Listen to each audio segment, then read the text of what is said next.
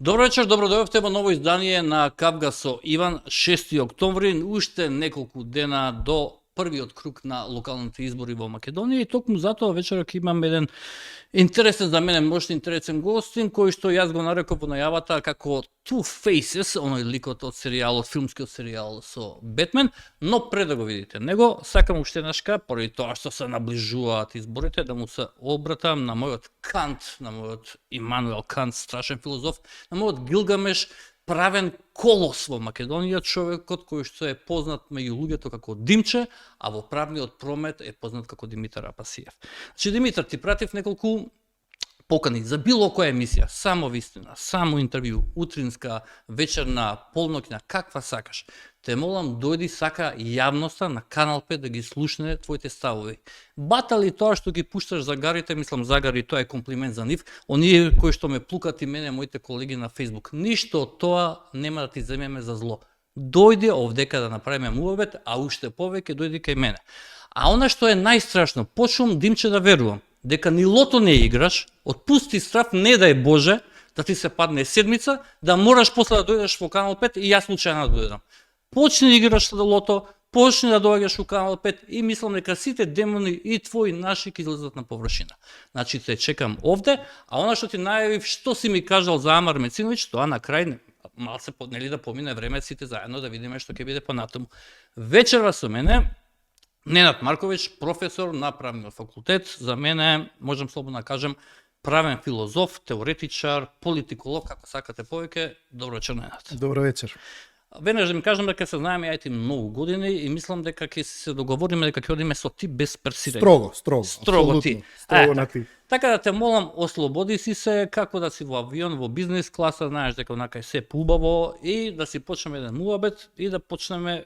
Еве го слушнав овој мој повик до Димитар Апасиев. Нормално ли е во правниот дискурс, во правната фела, во правната академска заедница, човек да не доаѓа на интервју, а цело време да тврдиш дека си цензуриран, дека не те канат. Како вие тоа го доживувате? Не можеш да го, не мора сега да го таргетираме Димитар, него чисто ме интересира. Станува ли збор за еден јавен кукавичлук или не?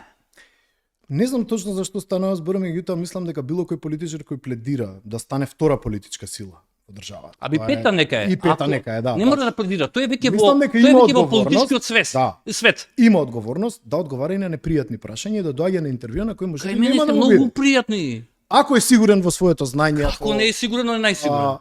Меѓутоа мислам дека таму има една подлабока криза, тоа локалните избори, да, во партија. Мислам дека ова не е оригинално моја теза, морам да ти кажам.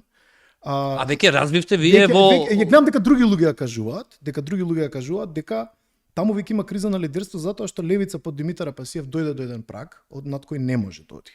Локалните избори ќе ја покажат популарноста на Амар Мециновиќ и мислам дека он Извини, знаеш дека е ваква динамична мисија. Да, нема проблем, Прагот зборуваш во однос на освоени поени. Во однос на примитивизам, простотилак и вербални закани, он може уште пониско, да знаеш. Имавме еден инцидент на правниот факултет со Црвена младина, за жал. Со Црвена младина, што има врска Црвена младина со правен факултет. И јас се чудев, меѓутоа има, ние бевме помладок на партија со правен факултет. Јас тој статус, да бидам искрен, не го видов, меѓутоа колегите ми кажа дека го виделе и дека заради една наша интенција да ние говориме, значи на општа дискусија да се развие за евентуално каде се упразнети катедри, институти, каде треба да примеме нови луѓе, дека они се заканиле дека ние почнуваме постапка на примање на нов кадар и дека они ќе упаднат на научно-наставниот совет, така било заканата. Црвена младина. Така било заканата. За евентуално со кои областување? Или пак што прекинуваме само сакам да појаснам дека дискусија за кадровска политика на правниот факултет не е примање на луѓе. Тоа е едноставно дискусија. Ја тргнавме точката од дневен ред претходно од сосема други причини за тие луѓе кои евентуално еден ден би биле примени да немаат некоја формална пречка или да немаат некаква формална мака, ако на некој му текне брилјантен правник евентуално да тужи, да оспорува и така натаму. Тоа секако може да се разговара и подоцна, меѓутоа дискусија за одредена работа, јавна делиберација на научно-наставен совет не е дел од процедурата на примање и нема никаква врска со локалните избори. Добро да ја прашам, вие како интелектуална академска фела, зарем вие се потресувате на било какви статуси пишување на група на млади од една партија, па еве нека и левица, која што ви се закана, ќе ви што не упаднат во Канал 5 ке мене во емисија ги чекам ака со расширени раце. ние сме секогаш предмет на јавен притисок. Правен факултет често малце се проектира во некои димензии во кои не постои, малце му се придаваат некои епитети кои и не се баш толку точни, дека е тоа не знам Ватикан и ваков и таков, и секогаш сме луѓето ствараат одиозност и така натаму. Тука малце не би баш се согласил со тебе дека вие се далеко од Ватикан, не се можеби од Ватикан, можеби ве ставило категорија на Бигорски манастир, може така? Да речеме. Бигорски Да манастир. речеме и сака да ни ја растори конгрегацијата. Па добро, конверсијата ви е сосем окей. Сакаше да искажа, да речем, таква закана. Не беше баш пријатно, морам да признам кога дознав. Не гледам како би требало да е, како што и ти самиот праша, како треба да е поврзан правниот факултет и што ние разговараме со било што, особено што не е дел од формалната. Да, нема веза да не го тупиме многу околу. Да, окей, само сакам да кажам што се случи, мислам дека тоа што би рекле и со популизмов се претера. Мислам дека тоа се глупости невидени. Како представник на мислам дека таа партија може многу подобро и дека има подобар кадар и мислам дека овие локални избори ќе покажат и кој. Ме интересира како представник на јавната академска заедница во Македонија, нели ти е малце чудно, пак ќе те прашам, политичар од било која профилијација да одбива истовремено да прави класичен оксиморон, да вели не ме повикуваат, имаме ембарко, јас сум под цензура, а кога ќе те повикаме ти не кеш ни лото да изиграш.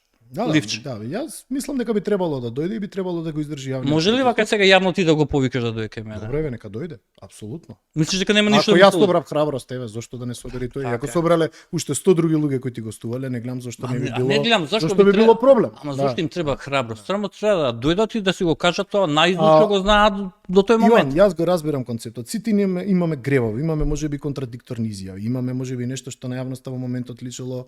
Нели, меѓутоа ова е прилика покрај тоа што е еден вид на интервју, еден вид на дебата, еден вид на кавга. Ова е дебата помеѓу мене и секој баш ќе седне. Тоа е прилика да објасни што си сакал да кажеш во одредени прилики, така? Еве мене ме интересира зошто и јас, а претпоставам и голем дол на академската заедница те доживуваме како two faces, човек кој што е или сирена, ни риба, ни девојка и поддржуваш нешто што е види, не е тоа греф, вистински човек кој што сака да направи вистинска анализа, ќе направи таквата анализа каква што е во моментот кога ја врши таа анализа, но не можем па да се отргнам од впечатокот дека беше дел од тимот на Стево Пендаровски. Затоа и напишав дека претпоставувам дека ти Миленот Цвеќе Ружа. Претпоставувам знаеше каква порака така да ти кажам дека си метафората, апсолутно. Метафората или еве колоквијално да ти кажам дека си комуњара, нели, со твојот наратив. Тоа е тоа. И генерално во мојот видокруг, во мојот периметар медиумските доживуваме како човек кој што со ставовите, затоа што јас не признавам аналитичар кој што ќе анализира туги дејанија, туку истовремено ќе даде и своји видување како нештата бидат подобри. Тоа е, впрочем, и вашата задача на академската заедница.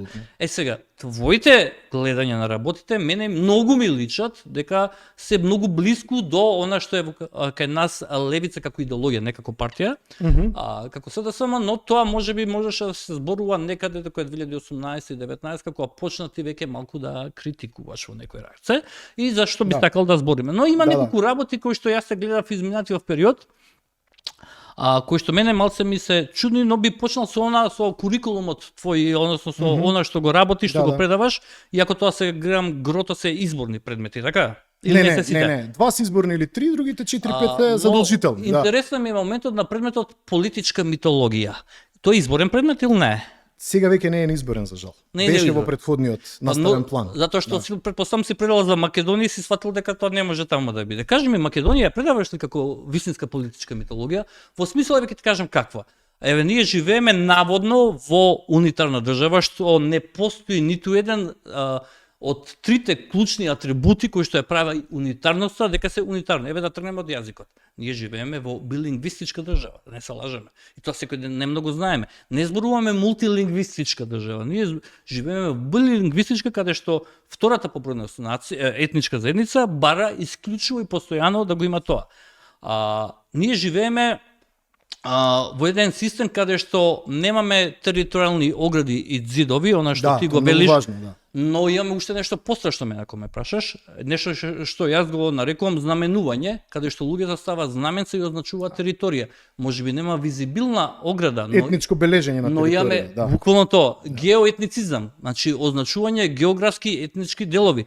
Еве да тргнеме каде сакаш во Западна Македонија. Одиш, па ќе видиш две македонски знамиња, влегуваш во неколку села и гледаш само албански. Значи да не ме разбераш ни ти ни гледачите погрешно. Немам ништо против ничие знаме. Имам против легислативата и имам против кршењето на уставниот поредок во државата. Ако правилата за една етничка важат, мора да важат за сите. И сега ме интересира, дали овие примери ти им ги предаваш во митологијата дека ние се лажеме дека живееме во унитарно? Добро, политичката митологија третира нешто друго, меѓутоа овие се претежно по конституционализам прашања. Ми го читаш и по сарказм, политички ми го теории. читаш сарказмот меѓу редови, така. Да, јасно, дека тоа е мит. Сушност Охридскиот рамковен договор требаше да произведе двонасочна улица, која може би не ја произведе до крај. А тоа е дека од една страна, затоа што има и две читања на Охридскиот рамковен договор. Ама види, ти викаш во една од твоите изјави дека е далеку подобар Охридскиот, ли што ти кажал јас, колоквијални побољи, нели? Да, побољи од Дејтонскиот. Ама види, кај Дејтонскиот барем некои работи се дефинираа. Не, Иван. Ама еве може ја да ти ги кажам. Може ја ти кажам. Барем границите територијални тие си ги дефинираа. Да, меѓутоа. Но функционалноста на федерацијата е доведена во прашање. Апсолутно. Но кај нас гледај, кај нас Охридскиот генерира исто таква поделби други. Имавме 124 општини, 123 општини, сега паднавме поради законот нели за локална во 2004 ние паднавме на тоа е генерирано од Охридскиот рамковен договор. Тоа е Те разбирам што сакаш да кажеш. Ама не може да ми кажеш дека ние немавме никакви промени во границите, барем во ние невидливите што се нарекуваат. Пази, направивме вештачки општини. А Рачиново ги приклонивме кон Скопје за да дојдат албанците 20%. Да не се лажеме јас и ти. Имаше инженери, не е спорно. Кичево. Не е спорно, меѓутоа факт е дека она што го создаде Дејтонскиот договор, не го повторија меѓународната заедница кај нас, тоа е токму разделбата по територијалната разделба. Ама види, јас предавам во Босна, работам таму. Ама морбидноста и траурноста на Босна не беше кај нас. Да, не беше како кај нас. Тоа во голема мера детерминираше што ќе се случува. Меѓутоа таму се создаде, бидејќи таму и предавам и често одам, морам да ти кажам дека ние сме далеку пофункционална и посплотена држава во однос на тоа што се. Никој не го спори тоа. Еднаш подигнати граници кај нив, не можат веќе да се срушат. И гледај во каква не сум види сигурен. во каква перверзна ситуација се најдоа. На почетокот на Дејтонскиот договор србите се буне. Ова веќе виши дефетистичко што кажуваш. Зошто мислиш дека не може да се слушат тие? Затоа што Република Српска има тенденција да се одвои, а не да да се спојува. Овој сегашниот кој што веќе не е ни лидер. Така е. Меѓутоа мислам дека он кажеш дека нема да се појави за 5 години. Он создаде на еден долг рок едно политичко расположение или една политичка логика која парадигма која ги тера натаму, накај тоа да се одвојуваат и да се сецесионираат од со тоа што тоа влага и во поширокиот проект. Тука многу им помага и матичната земја Србија, да не се лажеме. Затоа што тоа треба да биде во перспективата на оно што сега нели посебно последно време пежоративно се нарекува српски свет, треба да биде компензација за евентуалното губење на Косово. И нас таков тип на распоредување на силите на Балканот не ни одговара затоа што кај нас може да има директно последици кои ние не сакаме да ги има. Ние не треба да поддржуваме таков тип на проекти на промени на граници, на прецртување и така натаму. Дали се создаде една невидлива граница со Охридскиот рамковен договор? Ќе ти кажам нешто малце ќе сменам перспективата. Охридскиот рамковен договор практично легитимираше тоа што претходно се случуваше, а тоа е дефинитивно дека постојат одредени граници. Меѓутоа во етнолингвистичка смисла требаше да упати на една двосмерна улица во која од интегративна перспектива малцинствата им даваш одредени права за да се интегрира, бидејќи има две читања. И ова второ мене не ми се допаѓа подеднакво колку и на тебе. Интегративното вели, даваш определени права за етничките малцинства да се осеќаат посигурно во државата во која живеат, ама треба и да вратат, но и да вратат. Така. А каде е тука враќањето? Тоа е она што сакам да го дискутирам. Другата страна, другата филозофија на Охридскиот рамковен договор го гледа по мене погрешно, федералистички, вика: ја ова сум си го оградил и сега ти мене не ми влагај тука. Геоетницизам, класичен. Знаменување, ставаш знаме, ова е моје, знаме се тука и тука. Проблемот е во тоа што треба да се надмине и ќе ти кажам сега како почна да се надминува во одредена мера еве локалните избори, тоа и Доналд Хоровиц го кажува. Ти зборуваш, овие ги нарекуваш сериозно локални избори? Па добро, окей. Ова се за мене класични мидтерм избори како што се во Америка. Ова се парламентарни избори. Добро, да, те сваќам, да. Извини, овдека ги гледам и Мицковски и Филипче, другите лидери зборуваат со нарација која што само локални теми, да не знаеш, централни. Да не знаеш да си паднато од Австралија дојде на тука, кажеш какви избори имате да ги прашаш, луѓето ќе ти речат парламентарни избори. Вика заокружи ова бројче. Се слагам, ништо не слушаме. Да. И некаков лакмус е веројатно за предвремени парламентарни на пролет и така натаму. Ама види, тоа е жално затоа што нарацијата во нашиот политички свет очигледно погрешна. Да. Меѓутоа видиш што се случи. Еден исклучок има во сите избори, во сите средини, пардон, а тоа е Кичево. И што е со Кичево, кажи ми, Во баш Кичево ќе се гласа како позитивен исклучок? Не, како негативен го кажам. Таму ќе се гласа етнички, таму ќе гласаат македонци против албанци. Во сите други средини. Тоа го кажуваше Доналд Хоровиц на еден мој пријател кој докторираше нешто слично на ова power sharing модели на споделување, и Доналд Хоровиц кој е татко на интегративистичката теорија му кажа: "Види кај вас што ќе се случи. Кај вас вика со време ќе се створат меѓуетнички коалиции предизборни." Јас бев малце песимист во однос на тоа предвидување на Доналд Хоровиц и реков многу е рано. Нема да се охрабрат партиите заради тој етнички јас кој постои. Нема да се охрабрат уште тоа да го направат, ама во неформална смисла гледај. ВМРО секаде го поддржува Влем, СДСМ дуи, лукративни, политички лукративни. Ама интересот е тој што те спојува, се разбира. Ама види, интересот не е државата, интересот е партијата, погрешен интересот, базата е основата. Премисата е погрешна. Да е државата интерес. Ние заедно да гласаме за подобро утре, но ние што живеат во Тетово и во Кичево, тоа ќе ти речам Хоровиц е во право. Не е во право, извини. Не. Хоровиц е во право дека ќе се најдат механизми да се преминат етничките. Ама тоа се лажни, ама види, тоа се лукративни, тоа не е механизам. Во ред, меѓутоа пак се ствараат коалиции кои не се на етничка основа, туку се на, ајде да речеме идеолошка, не се баш на идеолошка убаво викаш, на лукративна се. И интересовно основа, меѓутоа види, во политиката и не можеш претерано да бираш каков тип на механизми тебе ќе те спојат. Ти мора интересот да те спојува. Тоа е политиката. Се согласувам, но пак се вратиме на Охридскиот.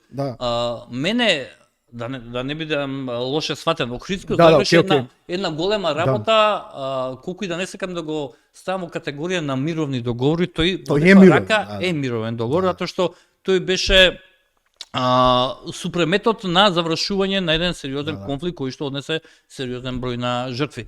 Сега, за жал, недореченоста, иако ја мислам дека таа недореченост, односно немање на вистинска детерминирање на терминот 20%, мислам дека тоа беше еден вид на заложба на меѓународната заедница за да македонската страна етничка не доживее комплетно фијаско со подпишувањето на овој договор, односно да не бидеме комплетно поразени во секој смисол. Оно што е, но само да завршам но тоа пак истовремено отвара два нови фронта. Цело време толкување од страна на нашите соседи албанци дека велат дека се алудира на албанскиот, иако ти си правник, знаеш дека во правото не постои алузија или духот на рамковник, кој ќе чујам збор.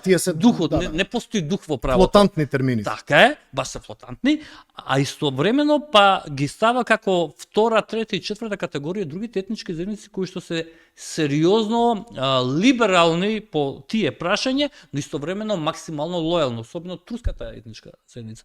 И затоа велам дека не сум беа баш многу среќен како на стартот беше детерминиран и лингвистички и формално правно внатре. Дозволи ми сега критиката да кажам, бидејќи јас во принцип секогаш анализирам што е позитивно, што е негативно во секоја една појава и тоа во принцип ова што ме доведува, што велиш ти two-faced, Харви Дент и така натаму, затоа што луѓето сакаат дефинитивни известни одговори. Да ти раскажам една анекдота пред да преминеме на критиките на Охридскиот рамковен. На еден ист пост мој на Facebook, се исклучив од социјални мрежи, не можам со тоа да се замарам. Еден ист човек ми напиша: "Ти си комунистичка, како рековме ќе видиме, културна фекалија." Добро. Во одговор некој поддржувач на СДСМ напиша: "Ма какви вика он не е ни тоа, вика он е ВМРО-вски релативизатор." За истиот пост.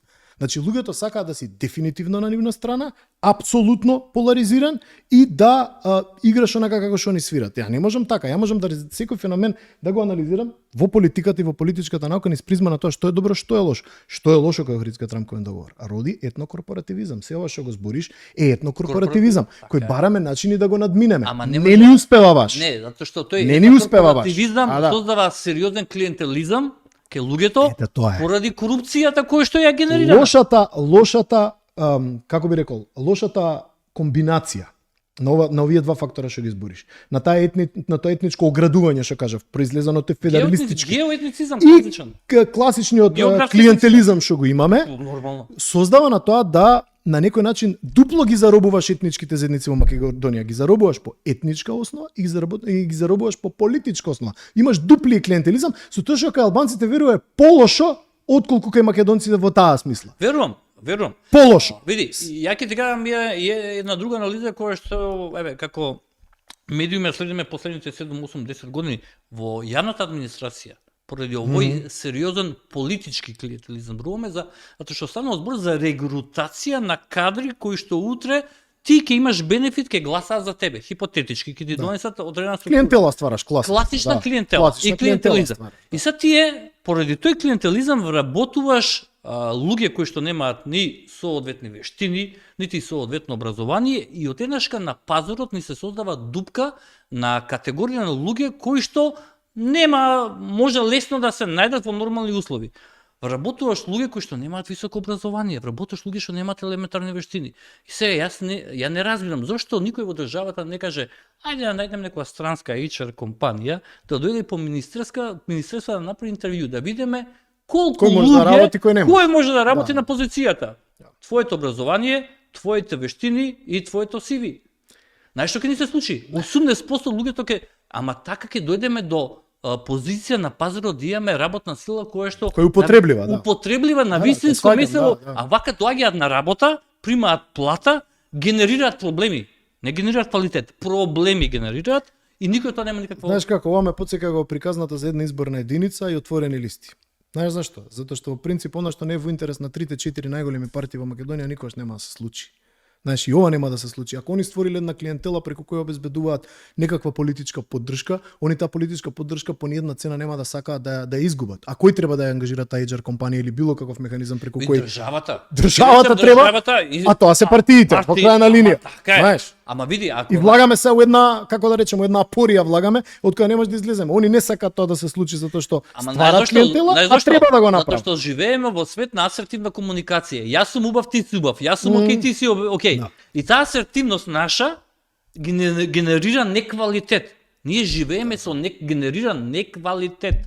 Пази, се радуваме, што треба да се радуваме ако си ја знаеме историјата, но не треба да се радуваме се активирале услуги gov.mk. Што зборуваме ние? Апсолутно. Или одиме во Доран, луѓето се радуваат, се пуштил хидросистемот гјавото да се полни церото. Да, нешто што треба стандард да биде. Земјите во светот се борат, прават екипажи за Марс, а ние се бориме да имаме вода, питка вода во во цевководите во градови во Македонија воопшто. Тоа е за жал една последица. HR фирма, да ми веруваш, од надвор неколку да дојдат да направат проценка. Види, мораме да се погледнеме, мора да се погледнеме во гледало. Ние сме заборавали да се гледаме во гледало. Ти кажам една аналогија, го прашав мојот професор, тоа беше професорот Иванов, дури што беше на факултет и не беше во политика. Викам, добро професоре, викам, зошто нема лустрација, викам, на факултет. Ја бев исто прилично загреан како помлад, после сватив дека може многу лошо тој процес да се злоупотреби. Кам зашто нема лустрација на правен факултет? Ме гледа, викам, млад си, вика, ако има лустрација, кој ќе работи, бе? Се шали нормално, се шегуваше, меѓутоа ова е истото. Види, ама не веројатно ако лустрација некоја 5, 6 или 7 скалу од процесот на тоа е многу покомплексен процес. Јас зборувам за основата, за базата. Така е. Базичен квалитет. Одиш на шалтер и очекуваш човек да те услужи квалитетно според узнаците кои што се пропишани во и у документот да не е секоја втора буква сгрешена. Се слагам. Сите сме биле жртва на лоша услуга во јавна администрација и се уште сме. За жал не ги исполнуваат очекувањата кои што се дадени. Тоа беше една аномалија што произлезе и тука морам да се сложам со тебе. Меѓутоа, можеби, знаеш како, размислам дека можеби дури и без Охридскиот договор нас ќе ни се случеше тоа, можеби само таа етничка компонента немаше да има. Знаеш што викам на луѓето, еднаш пошто за политичките подмладоци често држам обуки, баш се сеќавам една ме прашува, мислам дека беше од УМС. На ВМРО и на СДСМ? Сите бе, и од некој од УМС ме праша, од ВМРО, вика, ама да не беше Охридскиот рамковен договор, луѓе викам, да не беше Охридскиот рамковен договор, тој клиентелизам ќе беше истиот. Не беше услугата пред Охридскиот рамковен договор во јавната администрација подобра. Ние само на тоа надодадовме една етничка компонента со Охридскиот рамковен договор која не требаше така да биде надодадена. Тоа сакам да кажам. Ја искомплицирав непотребна работа. Проблемот уште еднаш кај се објавам ти објаснам, јас како го доживувам.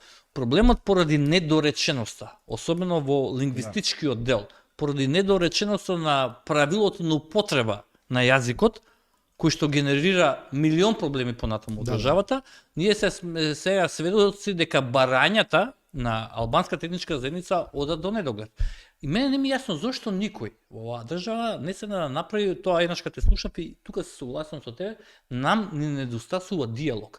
Ајде да ги седнеме 5 минути албанската фела интелектуално, кажете ми што се вашите барања, очекувања од оваа држава, за да веднаш после тоа вие доживеете државата како што е моја да биде и ваша.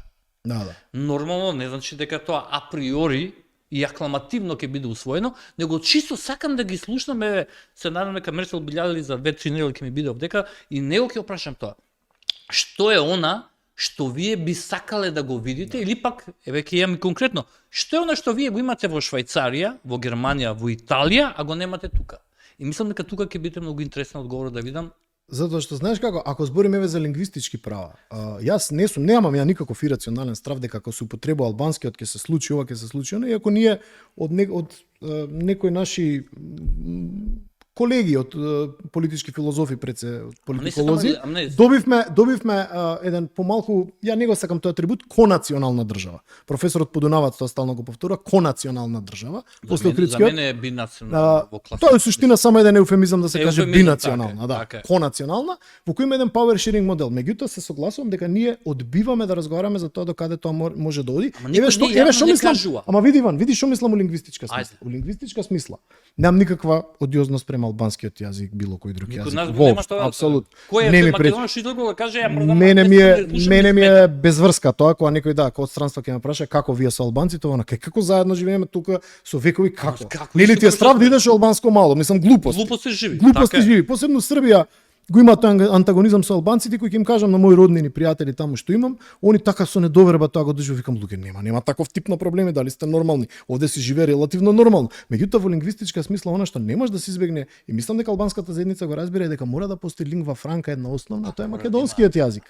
Не заради бројките, туку и заради практичноста. Најголем дел од луѓето ти го говорат. Идентитет, знаеш колку ќе речат албанците, ние сме исто така државотворен народ. Да, сте држава, но носител на државноста е само македонскиот. Види, тука има... Што имаш нешто што се вика носител и имаш овие другите кои што се државотворци и Срби и албанци тоа е една... Не можеш ти да бидеш затоа што ти имаш своја матична земја, ние немаме резервна земја. За жал веќе се повикуваш така во уставот, викат делови од народ. Од албанскиот народ. Леле, многу несрекна формулација. Види, второ, делови од народ е многу несрекна формулација. Трето, оној термин кој што никој не може нормално да ми го објасни, правична застапеност. Те молам, кажи ми, како ти третираш кај етничките заедници правична застапеност? Сега ќе збориме. Прво за делови од народи, не баре ние сме ги позајмили од некој народ, па сме ги насадили овде. Не баре тие луѓе не живееле тука. Не, има и друго прашање. Кои делови? Да. Дали се деловите од кај Драч или од кај Тирана? Може би се христијани, може би се муслимани, што правиме? Проблематично е од повеќе аспекти делови од народи, гледам дека и конституционалистите наши на правен факултет сакаат тоа да го спорат и да отворат дебатата. Меѓутоа пред да преминам на другите прашања, сакав ова да кажам, види кај нас се прифати тоа е претежно советски модел на титуларни народи. Во теоријата на општествениот договор носител на суверенитетот не се народи, не се колективи, туку се индивидуалци. Ама заради Охридскиот договор кој го спомнавме, се легитимираше еден тип на етнократија, условно кажано, која постоеше и пред тоа, сега да не се лажеме, ја имаше, и затоа е кај нас прифатена таа теорија која у суштина влече од совиетската школа влече корени на титуларни и нетитуларни народи. Во принцип носител на суверенитетот е Иван, Ненад, Беким, Башким, не знам, Синиша, Иванка и така натаму. Индивидуално. За елементи кои што нели колоквијално се нарекуваат граѓански устав. Апсолутно. Во општествениот договор влагаме како индивидуалци. Индивидуални, така е. Така е. А потоа тие индивидуалци што викаат Джозеф Рас, нели, таа е негова културолошка теорија, после тоа ние сите не можеме сосема ти да не одвоиш од фактот дека си македонец, дека зборуваш македонски јазик, дека си православен или си атеист, не е важно.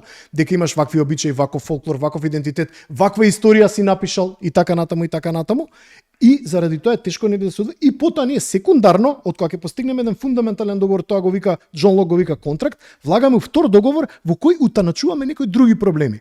Други предизвици, не се проблеми. Влада како правиме, како регулираме лингвистички права, али фундаментот нас ни се не убивај, не кради, плаќај даноци и така натаму. Што правиме ние се? Овие секундарни земи го условно, така да не ме свати никој сега погрешно или навредливо.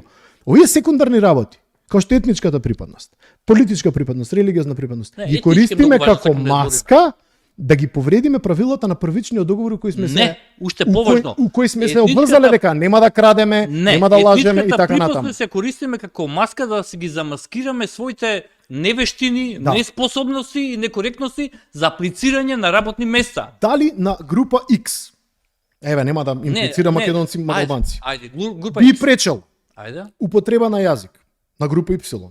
Се додека таа употреба на јазик не подразбира некаква злоупотреба. Никако не би Така, смело. ја не можам да бидам затворен. Тоа е многу јако, не знам дали се сеќаш, сигурно имаше еден бран на бугари што се појави во Македонија, секој што направи криминал, отиде брзо извади бугарско државјанство за да може да се заштити себе си. Тоа уште трае. Да, тоа и уште трае, што викаш, уште трае. Тоа се моментите што не смеа да се случуваат. Не може ти заради тоа што припаѓаш на одредена етничка, лингвистичка или било каква група да избегнуваш одредени обврски кои произлегуваат Ама овој видите, фундаментален договор во бугарите, кој ние како индивидуалци сме влегли. Види, околу бугарите не сме ние криви што тие не се соседи. Што да правиме? Замисли да беа хрватите или да беа австријците, немаше да вадат. Ќе беше поинаку. Ќе беше поинаку. Ќе Да. беше поинаку. Но ова ме интересира твоето гледање затоа што и кога ми беше Арбар Адеми пред 2 недели овдека во емисија, баш зборев и општев со него и се согласев на една работа, ако мислам дека он се согласи баш неволно рака да си дадеме околу терминот правична застапеност. Да, извини тоа, да се навратиме. Етимолошки и како синтакса, правично, дали сакаш да го гледаш во формално правниот свет, во правниот промет, дали сакаш во културниот промет да го гледаш, дали сакаш да го гледаш во колоквијалниот живот, правично значи да постат правила. Ако нема правила, не може да зборуваме за правичност. Правично не може да се облечи само поради етничка припадност. За мене е илузорно, затоа што како ние ќе ја поделиме функционалноста на државата ако се дели според етничноста? Затоа што мора да постои во најмала рака паралелно со етничноста и мери системот. Без мери системот ние ништо не ние. Ни едно општество на запад не функционира така. Секогаш кога ги спомнав извинете, ова го немам кажано. Сум зборувал со еден од претходните амбасадори околу Америка. Баш зборев на овие теми околу јазикот, употребата, правичната застапност и ми кажува примери во Америка како е. Вика во Америка во одредени држави, голем број држави кога доаѓаат избори, вика знаеме колку има проценти не знам на мексиканци, колку има на порториканци, колку има на ваква заедница и кога се прават вика изборите, правилата, соопштенијата и гласачките ливчиња без тие да бараат. Самата држава генерира знаејќи дека има доволен број кои што се заинтересирани да гласат, да учат во образование и така натаму. Значи, превентивноста на државата е клуч за успехот. Но гледај што вика, понатаму тоа не се злоупотребува.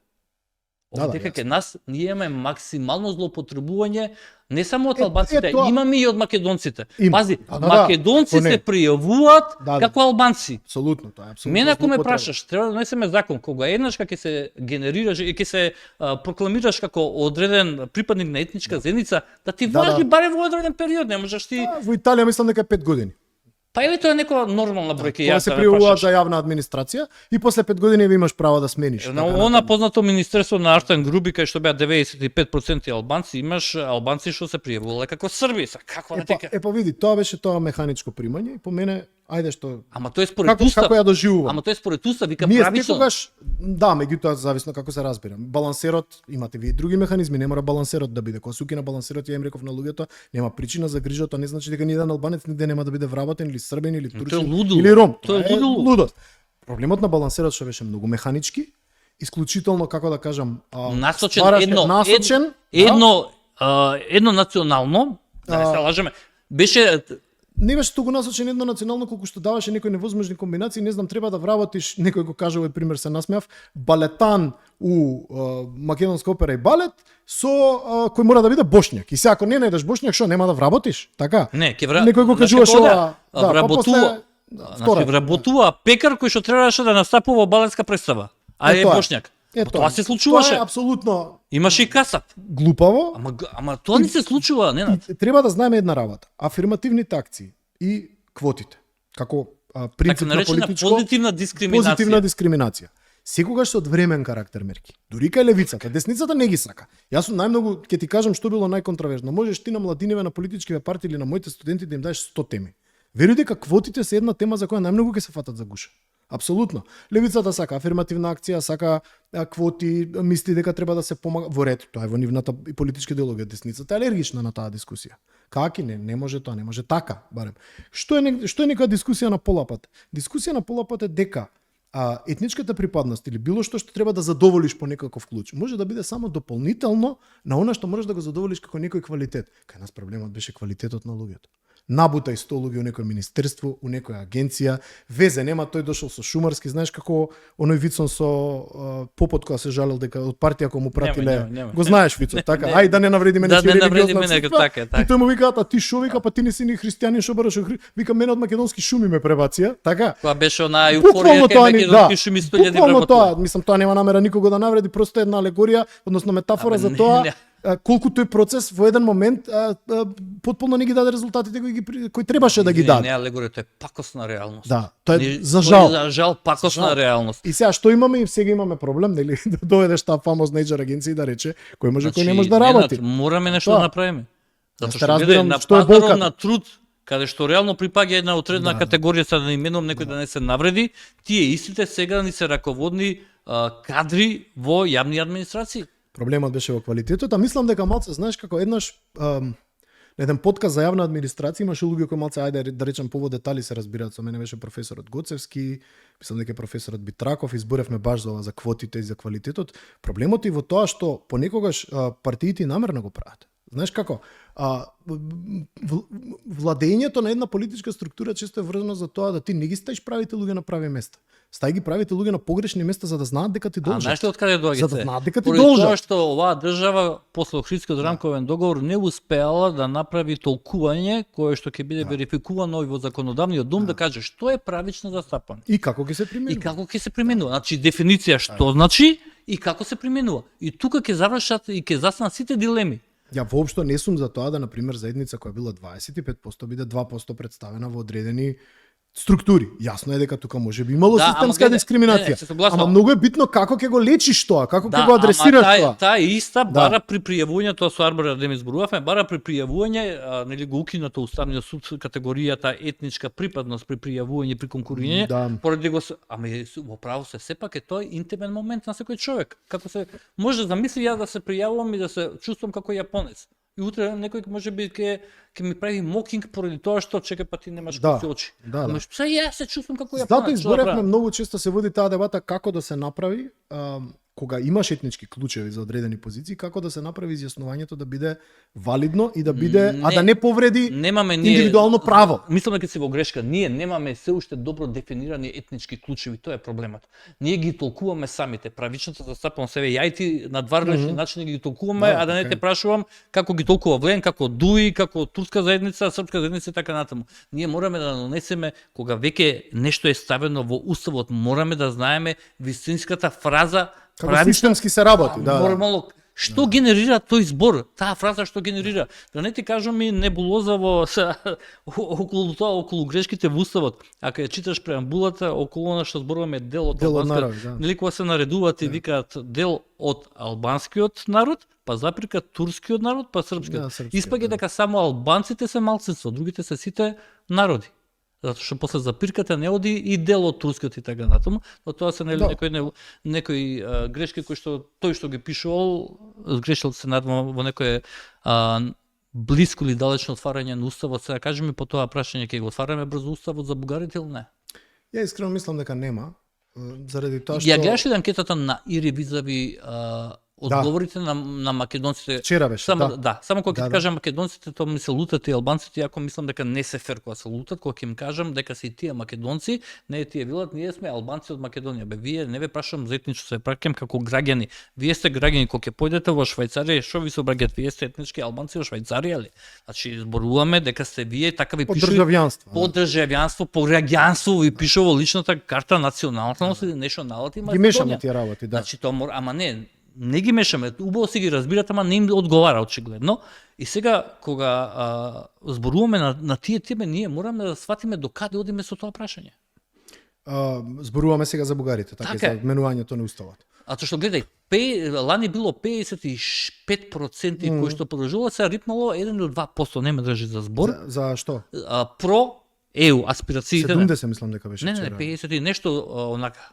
Така, Чекај, мислам дека беа 70. Добро, можеби јас сум видел некој друг податок. Можеби Имаш ја и компаративно за други земји, можеби и да не сум видел за Македонија, меѓутоа мислам дека беше Вика еве 70%. вака, ако референдумот се одржат денеска, да нашата земја како би гласале за нели за влез во ЕУ, во Македонија да грешка сум ја видиш. 70%, 70%, а претходно било 68, а претходно 2022 66. Се враќа некако во оптимизам веројатно помалку. Не само тоа, него знаеш како мислам дека тука неалбански, ако можам така да кажам, електорати неалбанското население во Македонија се појавува на момент на латентен страф, ако можам така да кажам, дека Албанија брзо ќе ги заврши преговорите и дека ние ќе останеме некаде на некаков крај кој што повеќе нема да бидеме ни во видогледот на Европската унија. Мислам дека сте во право. Истовремено да не заборавиме, нашите сограѓани не ни сваќаат дека покрај Албанија многу блиску е Црна Гора, што нешто ми кажува дека ЕУ е заинтересирани да го затвори Јадранскиот брег, Јадранското Адриатикот регионот тука, и доколку ние брзо не успееме да влеземе во тој воз, не сум сигурен дека Знаеш како? Знаеш како ќе ги задоволи апетитите према другите, ќе рече еве ние успеавме да ги интегрираме овие две земји се подготвени Албанија и Црна Гора и тоа е тоа. Тоа е тоа зашто сонот за проширувањето е жив еве. Жив е. Во некој нареден период, потом ќе видиме. Види што е последицата на тоа. Јас не сакам на луѓето да им сугерирам дека мораме ова или мораме ова. Не. Последен пат кога сугерирав лошо поминав. Еве ќе ти кажам искрено. Последен пат кога сугерирав дека со преспанскиот све, не. Сакам да кажам дека не види, не е проблем што другите кажале, проблемот е што јас осетив предадено. Јас осетив дека нели си кажал нешто што на крајот не се остварил. Јас сериозно мислев дека да. А што мислиш? Мислев дека ќе се затвори тоа прашање, не очекував дека Бугарија ќе отиде до овие, да речам, далечини. Како е можно ти тогаш представници да види, јас кој што не сум работел ни политика, медиуми релативно 15 години во Канал 5, да не го антиципирате однесувањето и прагматиката на бугарското општество, зашто пази, те слушам и тебе, викаш ја имам пријатели кои што го судуваат тој начин. Имам. Имаш, имаш 20, 30, 5, 10, не знам. Слагам 80% од луѓето не го судуваат. 80% и тоа интелектуалци го мислат тоа истото. И тоа јас, види, честно кажано имам и пријатели кои го поддржуваат ветото. Ја не можам ни да им се лутам затоа што ти има свои причини и своја нарација која што некој како што ние сме учели историја од 45-та наваму, нели кога сме станале дел од претходната федерација, учеле и тие. Но не можам да се согласам со тие 80% дека е цивилизацијска придобивка некому да му го блокираш патот. Тоа исто како да направи двајца соседи да имат заеднички пат и вториот сосед да стави рампа да каже ти од денеска повеќе нема да. Тоа е една очигледно многу комплексна операција која можеби луѓе како мене не ја предвидел. И можеби тука окей, знаеш како, во животот треба да ги издржиш и критиките и плјуканиците и тоа дека можеби искрено ме интересира. Беше ли во позиција да даваш совети? Искрено да, апсолутно, да. Со кого ако не е тајна, мислам дека е во рамките на Советот за безбедност кај Пендаровски. И во рамките на нешто што се нарекуваше претходно едно неформално тело кај Иванов кој се нарекуваше меѓународен совет, ама беше неформално тело. Добро. Сега ме интересира, еве ти и останатата интелектуална каста во Македонија кога Заев многу брзо и многу изненадно го најави подпишување на договорот за добрососедство, што за мене е најголемиот проблем. Значи далеку помал проблем е Преспанскиот договор. За мене ова е страшен, зашто го генерира ова сега. Нели се најде некој од вас да му каже чекај зошто сега го даваш, зошто не го користиме како леверидж, како предност во евентуални дистурби, некакви процеси кои што ќе бидат нелагодни за нас визави Бугарија. Замисли се да го немавме тоа, ќе го користевме како алатка за размена. Океј, вие барате цело време, ви договор, ај оставите на рада да си ја бркаме работа. Најблиску до она што можам да ти го одговорам, да биде релативно одговор на тоа прашање, фактот дека договорот за добрососедство не стигна на агендата на Советот за безбедност никогаш. Имаше други работи, имаше Украина, имаше ковид и така натаму, и не е во суштина прашање кое се расправало. Но. Така да ми кажеш дека тоа немаше да генерира вакви проблеми како што. Меѓутоа францускиот предлог беше. И за францускиот предлог јас имав. Првата верзија или втората после месец дена во јули? Јунската двете, ако убаво се сеќавам, двете. Првата која што беше драматично отфрлено, а после месец дена само ставивме Кармин. Да. Јас и уште двајца се, не сакам да споменам имиња, може луѓето не сака да бидат спомнати. Ама Може би види, тие транскрипти ама еден ден види, ќе се- ама чекај. Да. Види, мене не ми е гален дал тие не сака да биде спомнати. Тие се нулали и одлучувале за мојата, твојата и судбината на 1.800.000. Те Не, молам да ги не одлучувале, меѓутоа давале совети. Ама советот што е? Извини, значи ја не сум се шетал покрај резиденцијата на председателот, му кажат: "Еј Иван, што субав дојди да бидеш." Ни ти не Така е, се шетал се претпоставам. слагам. Значи ти имаш своји одговорности, да не се лажеме јас и ти сега. Апсолутно, јас ги прифаќам, нема Ама дискусија. затоа немој да ми кажуваш не сакам, те молам, сакам да ги чуам имињата на тие луѓе. Добро, трите члена кои ги предложи Кои се тие? Пендаровски. Јас, професорот Гоцевски и Ветон Љатифи. Океј, и Имавме негативно излагање дека со францускиот предлог треба малце да се прикочи и да се види кои би биле последиците и малку да се дигне рачна. што дека тука имаше што продуцираше тоа? продуцираше реакција од оние кои беа политички представници во Советот за безбедност, Тоа кој беше исто премиерот? Тоа беа претежно Ковачевски беше тогаш? беше Ковачевски во тоа време, да. Добро. Министерот за надворешни работи и други гости кои се викаат, нели, може да се повикаат и луѓе од надвор, кои има реакција дека тоа се меѓународно преземени обврски, дека тоа е договорено и така натаму. Јас Како беше ставот на Во Пендаровски ме моментот- интересира? како беше ставот на Пендаровски за францускиот предлог? Да.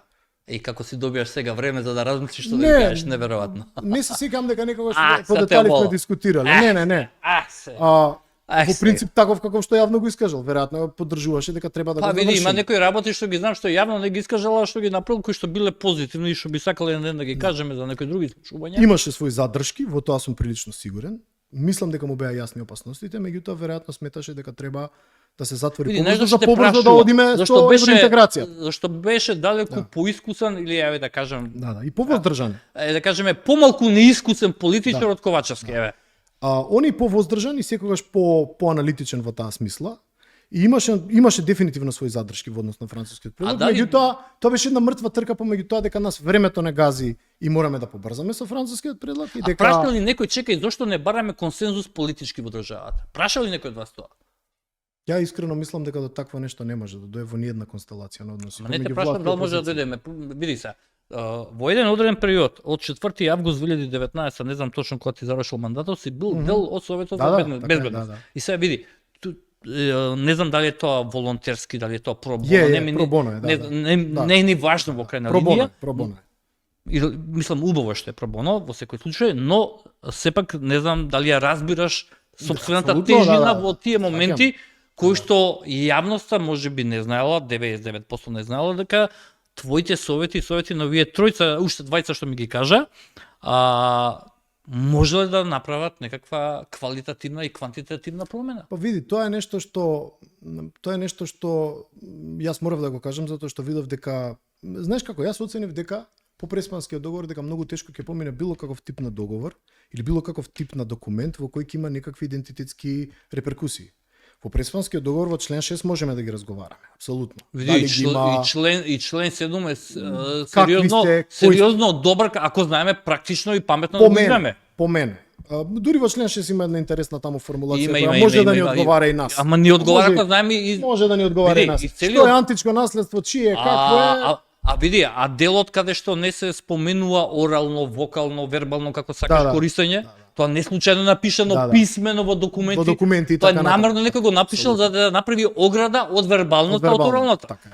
И затоа и гледаш дека грците после на артифицијална хистерија прекинаа таа приказка. Да, апсолутно, мислам дека полека се помируваат. Меѓутоа, со францускиот предлог, особено како се развиваше прилично рапидно целата приказна и малце и вон контрола на моменти, веќе, знаеш како, еднашки ти помине.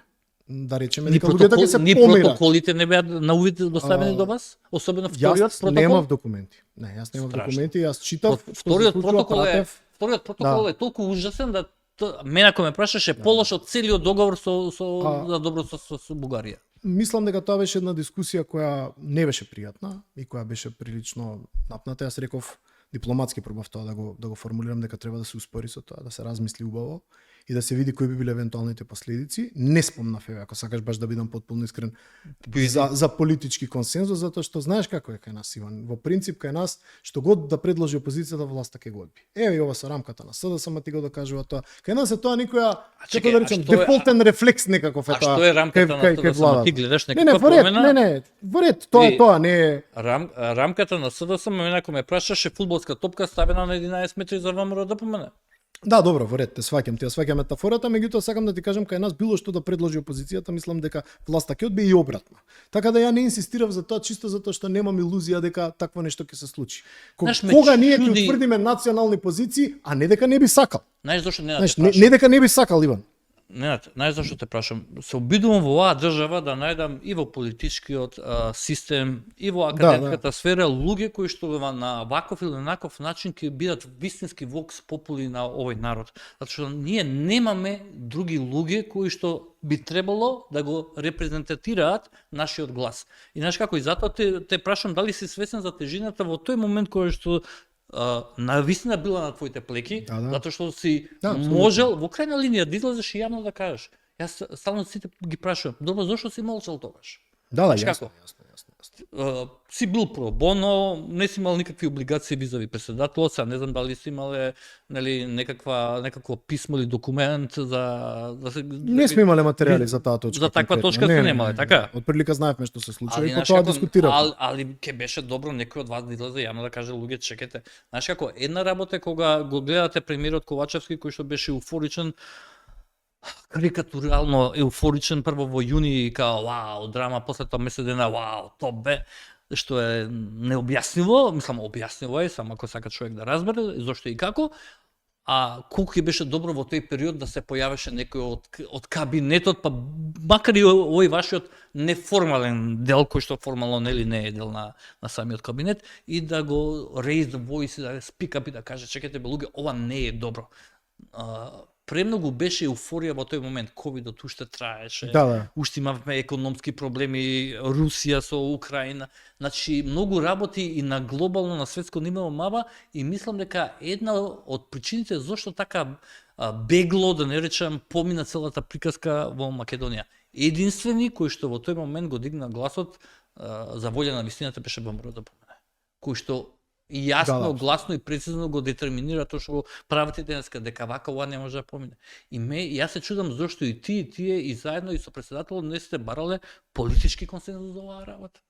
За да не се доведеме во ваква ситуација. Ја искрено види, се обидувам да бидам политички реалист и не сум го предложил тоа затоа што сум мислел дека поларизираноста после Преспанскиот договор веќе не остави простор никаква да се пристапи кон некој национален консензус по било кое прашање. И тука мислам СДС, ајде се условно да кажеме се коцкаше и изгуби. Затоа што мислам дека тоа ќе помине. Не изгуби СДС, изгубивме ние. Извини, никој не ми даде право нити на Ковачевски, нити на Заев, нити на Пендаровски да преговарат во моје име. Те молам. Никој не им даде право. По крајна линија постои оваа држава препознава механизам за најдиректна демократија, свика референдум. Зошто не го направија тоа? Не го направија за Преспанскиот, па не успеа. Не, тој успеа, само не сака да го прифатат, го нарекува, како беше, консултативен, да. Смејурија.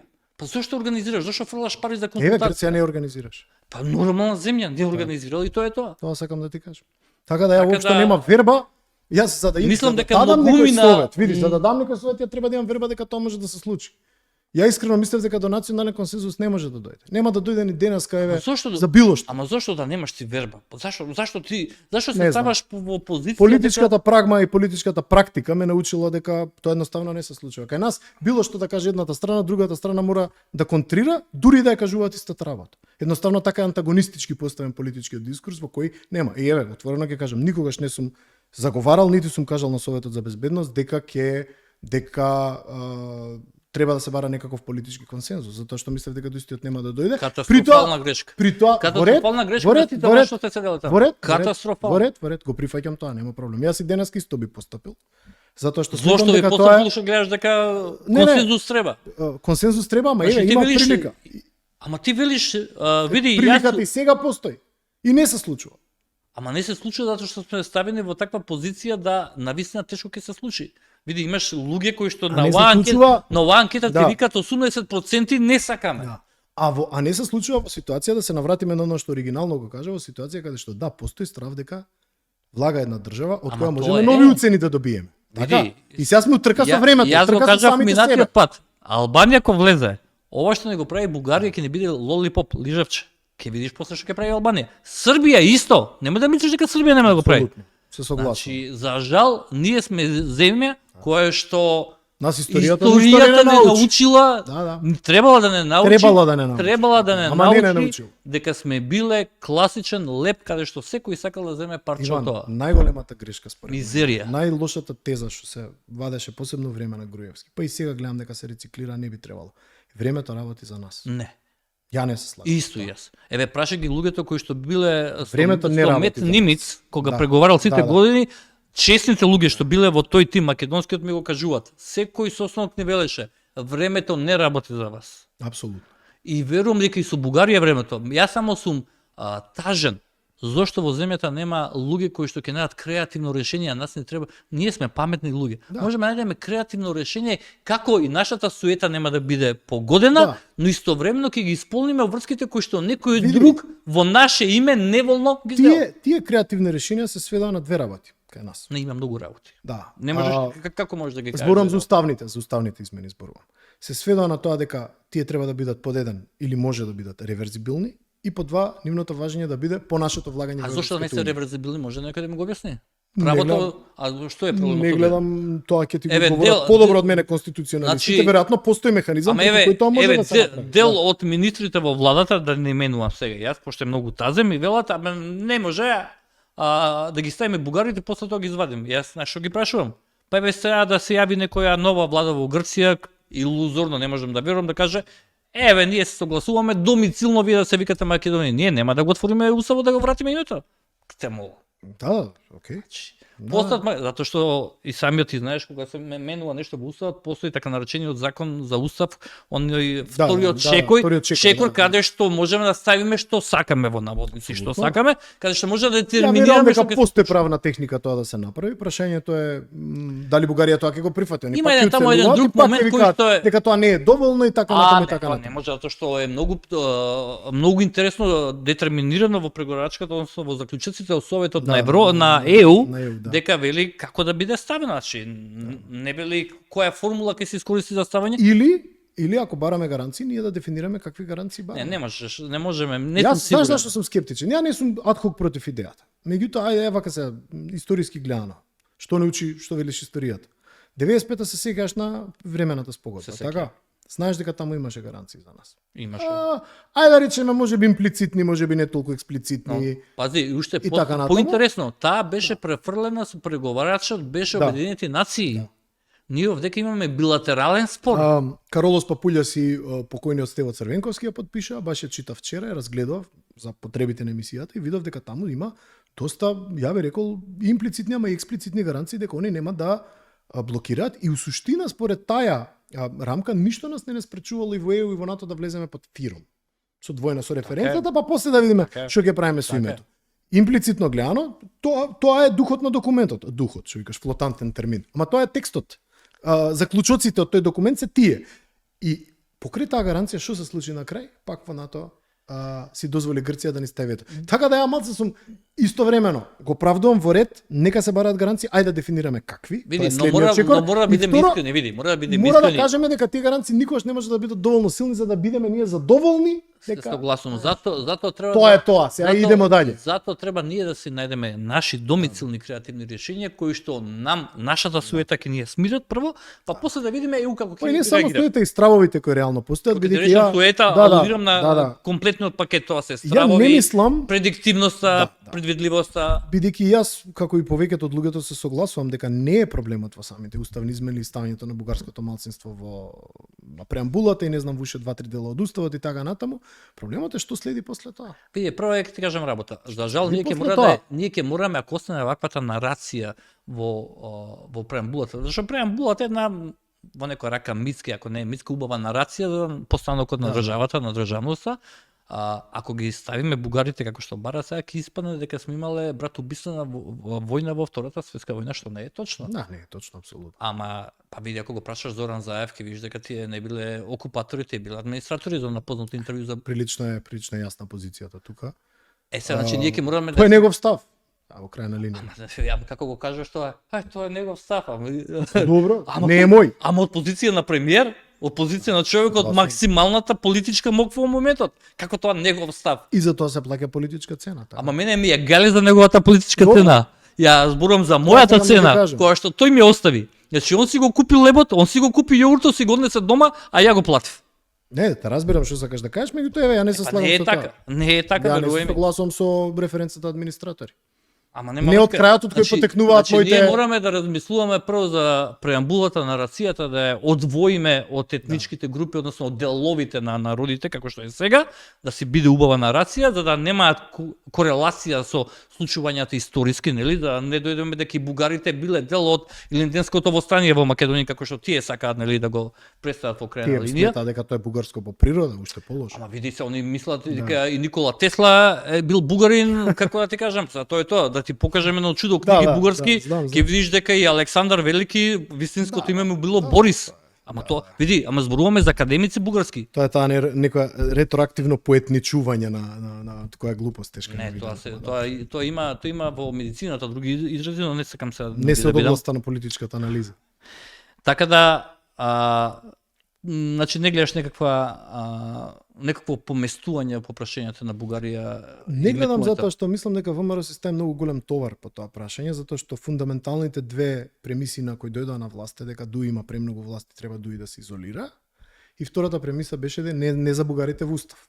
Меѓутоа мислам дека полека поголеми поени на така наречени протестни гласови предизвика Дуи. Дуи, веројатно, се слагам, да, ја мислам дека е така. Иако гледам дека кај гласачите има незадоволство тоа што година и пол ништо не се случува, види се да не се лажеме, гласачите на независно дали биле подржувачи членови на ВМРО или биле протестни гласачи во тој момент, сака да видат политичка крв во наводници. Ама сега, кај нас во принцип се ја има таа афективна компонента на сите избори, гласање против и така натаму. Протестни гласови. Да, имаш последно 6-7 години, тоа сме го зборили со председателот. Во принцип ти не можеш со демократски средства поише од 2 мандата да останеш, осим ако не си некоја екстраординарна влада, таква не очекувам да се појави во мојот животен век. Како екстраординарните џентлмени, После два мандата во принцип луѓето почињаат да те мразат и да те критикуваат и почињаш да правиш грешки со демократски средства. Во зрелите демократи 2 мандата се некој апсолутен максимум. Се по останување понатаму е со сила.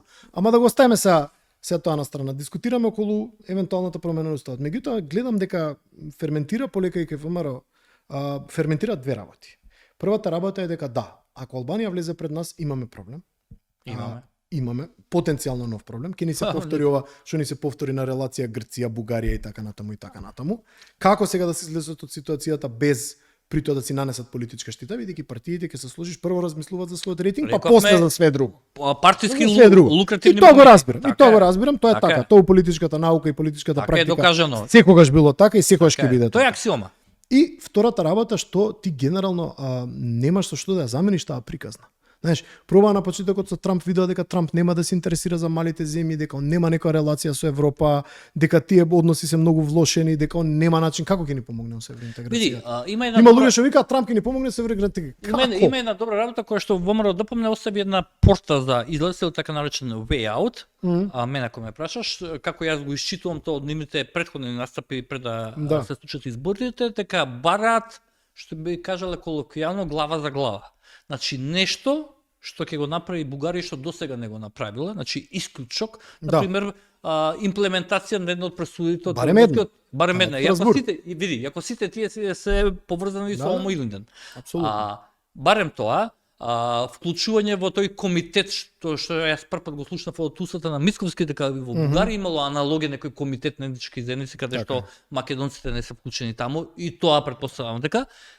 Но она што ме плаши е вчерашната информација што ја прочитав дека Советот на Европа се откажува од мониторингот на Бугарија визави почитување, не само македонските, сите почитување на малцинските права, што е, мислам, поразително за нас многу.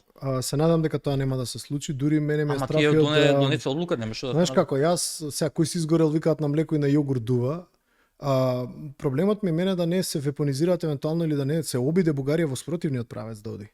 Да отиде во уште поголема офанзива, изнервирана од фактот дека ние не сакаме да им удоволиме со уставните измени. А што може тоа да направи? Мене ми е страв дека што може да вепонизираат они? Бугарските државјанства. А што може да направи со нив? Правиме сериозни анализи, не можам да ти кажам дека сме дошли до дефинитивни заклучоци. Дали според анализите, според тебе реално колку има луѓе граѓани на Македонија што имаат пасош? Сите викаат меѓу 80 и 120 илјади дека се движи бројот. Тоа не е малце. еве сега ќе ти кажам конкретно на што мислам. Веројатно го знаеш ова се, не ти е Ајде. ново, меѓутоа да го продискутираме интересно и за гледачите. Што ќе се случи ако Бугарија направи притисок? Иако видовме ние ја анализиравме малку правната рамка, не е баш возможно да го направи тоа, да речеме на чист начин, условно кажано правнички, дека ќе одземат државјанство ако не се пишат и македонци и бугари, Евростат дозволува двојно изјаснување на попис. И на следниот попис да им рече, ако вие не се изјасните како македонци, ама и како бугари, ние нема да со тоа што ние не треба да паднеме на финтата да дозволиме двојно изјаснување. Види, Заради тоа што кај нас тоа може да направи многу голем политички Се согласувам. проблем. Евростат го дозволува, го има по Европа, не е тоа нешто Согласувам, непознато. се согласувам. Така, ја ако сум дете од мешан брак кој што сум, можам да кажам јас сум македонец, јас сум и србин, Види, така. кај голем Ма тоа е дел- една ситуација. Ова е скроз друга ситуација која раѓа друг тип на проблем. ма тоа веќе беше Меѓутоа, во оптек. Види, тоа беше види, во оптек. добрата Не знам дали вест е- знаеш дека имаше одредена група на наши сограѓани кои што има и бугарски пасош, беа повикани на војна вежба. Го знаеш ли или не го знаеш? Пред 4-5 години. Се сеќавам бегло, морам да признам дека Да. бегло се сеќавам на тоа. И Да. тие луѓе повеќе го изгубија државјанството, ги немат више тие пасоши. Така? Така да, Да. бугарите еднаш Во направија принцип, штих проба тогаш. ги прашав колегите правници. Што види, да ти кажам, за сите други кои што го немат, тоа беше Да. момент на радост. Ги прашував колегите правници, кои повеќе разбираат, посебно овие приватно право што предаваат, во принцип ништо да не може да биде основ за одземање на бугарско државјанство, така да они во принцип не Ама можат никого ефективно. нема да му биде. Ама, види, во принцип, јавноста на Македонија ќе биде среќна ако дознае дека одредени граѓани изгубиле двојно државјанство, да ми веруваш. Доволно. Толку не, анимозитет, слагам, ама нема да изгубат, анимозитет. сакам да ти кажам. Огромен. Меѓутоа не може да направат одреден притисок или одреден привид или одредена хистерија дека тоа може да се случи и може дел од луѓето да ги повлечат, бидејќи ја мислам дека нивниот долгорочен план е тие 100.000 луѓе Види, да ги мене друго представат ме како нивно плаши. малцинство. Мене друго ме плаши што може мене искрено да ме Тоа е мојот страв. Да Ја видиме ќе како ја ќе тоа ти ќе се кажам, справиме. мислам дека тоа не може мое мислење, не сакам да Да ти се надевам. контрирам, да ти Да се контрирам, но надевам. мене ме плаши на друга работа. само го отварам како можност. Не би сакал да им дам идеја на бугарите, но една показна вежба веќе направија со македонците во Мала Преспа во Албанија. Замисли таа Голем иста пораз. операција да почнат да ја прават во северот на Грција. И не заборавај дека направи иста таква операција во Гора, во Косово, Во кај гораните. кај гораните. Особено тие кои што се сметаат за ултра македонци. Да. Ултра македонци. Замисли се ова да го направат во моменти кога реално македонците, нашите кои што живеат на северот Да. на Грција се далеку послободни да си ги практикуваат своите обичаи, песни, ора и така натаму, Да, него да. пред 5, 6, 7, 80 години. Апсолутно, да. Тоа го гледаме нели по социјалните мрежи, тоа е факт, и ги знам луѓе кои што да таму, но замисли да почнете на таква операција на побугарчување на македонците во тој момент каде што ќе им, како внимавај, ќе им понудај како земја членка на ЕУ од Шенген зона. Тоа е Не би веќе бил- лукративно, да, да. Па, лукративно. Така, не дај Боже Како да што се почне- направи во Албанија? И замисли И да во те Гора. затвори. И Албанија имаш гора, па што правиме ако почнат и у Србија? Таму мислам дека нема да успеат, а и во Грција не сум Не би сигурен, ви- ама не се би надевам ви дека стигнал. македонскиот идентитет на овие места е порезилиентен, поотпорен, ама не можам да тврдам. Види, Така. ја бев убеден дека е Ја би сакал да кажам дека е бев така, ама убеден не можам дека да е тврдам. поотпорен на пример во Албанија, па видов се дека согласувам исто. колку што сум Исто. разочаран од нашите тамо кои што живеат, толку па сум разочаран од нашите кои што 15-20 години за нив се невидливи луѓе. Она што мене стварно ме интересира е дали тоа може би некој привремен тренд или тоа ќе продолжи, ако продолжи не се пишува добро. Не, ке нив нема ништо привремено. Нема. Види, треба да ја земеш само историјата нивна. Па ти самиот знаеш што правеше Тодор Живков. Значи, единствената светла точка за нас, а единствената темна точка за нив е Ѓорги Димитров. Да, апсолутно. Така е. Ништо повеќе. Значи, они го колна денот кога Ѓорги Димитров донал одлука да ги пренесе моштите на Гоце Делчев. Така е. Уште да ги немаше моштите. И тоа е нешто што јас стално ги потсеќам дека они се попишманиле за политиката. И не заборавај на оној говор на Крсте Црвенковски во Македонското собрание да. кој вели дека во суштина Многу Тодор Живков поучен. ефективно го лажал Тито. Значи, многу поучен. Тодор Живков на почетокот на неговото председателствување, Па ти да нели, видиш, политичко има влијание, сведоштва за неговиот разговор со Милка Планинц во Љубљана визави Он- македонското прашање. он ветува дека ќе го продолжи димитровистичкиот пат, така наречен, Тодор и он потоа прави свртување од 180 степени, и затоа сега структурата која произлезе од неговата партија, тоа е БСП, се у суштина најголемите македонофоби. Така, тоа И не е таму нешто... таму се генерално мислам дека имаат партиски и човечки и општествен консензус визави македонофобијата, односно побугарчување на македонизмот. Тоа кај нив имаат убеден сум така. Внимавај, станува збор за категорија на луѓе кои што имате на мала структура која што мислам дека нема никакви контакти со цивилизацијата. Сети се што му направи на Џон Малкович. Не знам дали го знаеш тој случај кога требаше да држи представа во Софија пред Да. Кога излего со протести па почна да тепат дел од актерите, сака да ги запалат, значи. Коментарот беше дека секаде студентите се ориентирани политички сосема спротивно од она што се случи во Бугарија, дека само у Бугарија искачаат радикално десни студенти. Така. Место да искачаат радикално леви. Да, така. апсолутно се согласувам. Ти благодарам за гостување. Имаше нешто што сакаш ти да кажеш? Да. Ајде кажи. Сакав да кажам дека дека сум 15 више поминав. Да, само што ова дека тоа го разговаравме јас и ти во многу прилики, дека секогаш сум се сомневал дека зад бугарскиот, за францускиот предлог и се што се случуваше околу него, стојат и малце поприземни интереси заради тоа што ја бев прилично изненаден од говорот на Захариева. Еден од последните настани пред ковидот го организираше во Скопје, го организираше Институт за демократија, кога беше Димитров. Беше организиран тука во Скопје и се сеќам на незиниот говор каде што ја за момент помислив дека Бугарија можеби има дека бабата Захариева е навистина добра. Ете имаме некаква поддршка од исток. Не знам, Алтени течеше мед и млеко од уста дека ние ќе поддржиме Македонија како помал брат, како сите тие нели класични би рекол истрошени помалци офуцани флоскули.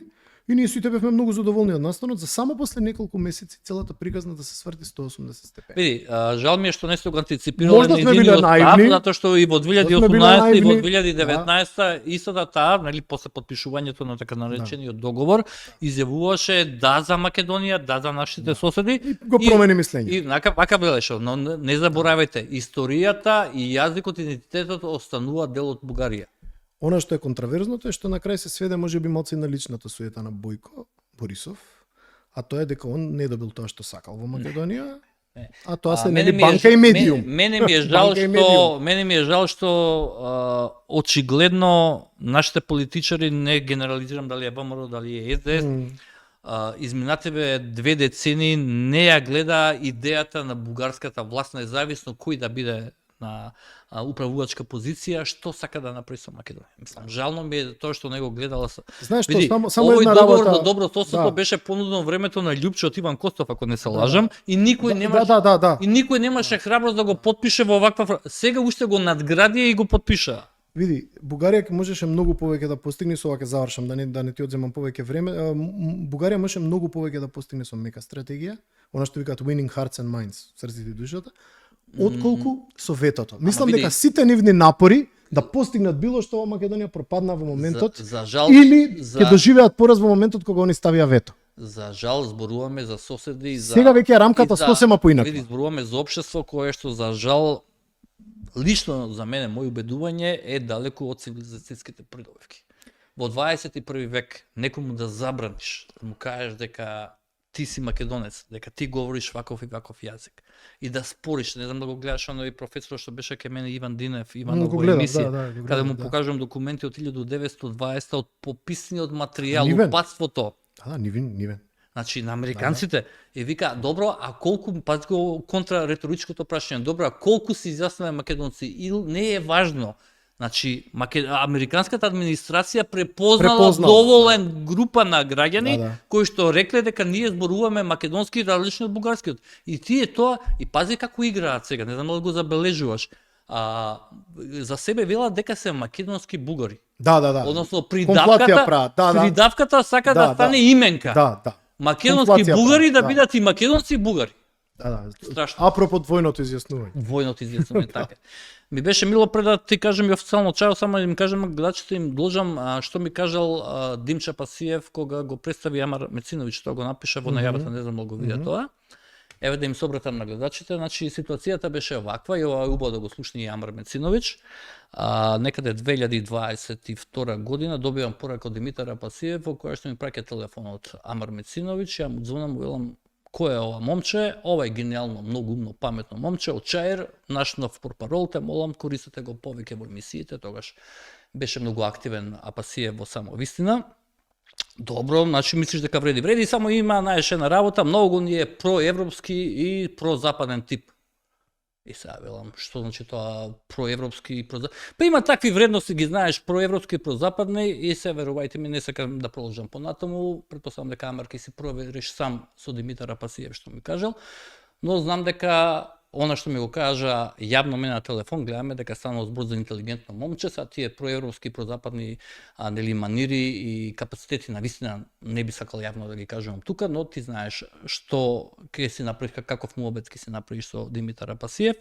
Мојата покана до Амар Мециновиќ, до Димитар Апасиев и до цело раководство на Левица, можете 6 минути да седнете тука да дојдете, е се уште отворена. Ако сакате симултанка, ако сакате сам по 10-15 минути, како сакате ќе направиме емисија, важно сакам јавно тука да ги слушам вашите ставови за локалните избори, но генерално за централната политика во Македонија. Нена, ти благодарам за твојата вечерашна. Ти благодарам за поканата. Господине, се надам ти беше интересно дека беше исклучително да се видиме за некои повесели теми, ајде следно. Немаме ние весели теми. За жал. Тоа беше Ненад Марковиќ. Се гледаме наредната недела во исто време на канал 5 телевизија. Останете ми со добро и со здравје. Пријатно.